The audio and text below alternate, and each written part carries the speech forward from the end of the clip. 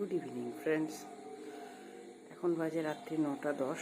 অন্যদিন আমার ডিনার হয়ে যায়, আজকে একটু শুয়েছিলাম, ভালো লাগছে আমার শরীরটা, তাই ডিনার করতে এসেছি। এখন চলো তোমাদের দেখাই রাত্রের ডিনারের মেনু কি। এই দেখো রাত্রের ডিনারের মেনু সেটা হচ্ছে আলু, বেগুন, উচ্ছে দিয়ে পেঁয়াজ রসুন দিয়ে এটা হচ্ছে মোরলা মাছের চচ্চড়ি। এটা খেতে খুব সুন্দর হয়, ধনেপাতা লাস্টে ছড়ানো হয়, কালো জিরে শুকনো লঙ্কা ফোড়ন দিয়ে করা হয়। আমি গরম করেছি, দেখো এখানে আমি অল্প একটু নিয়ে নিয়েছি।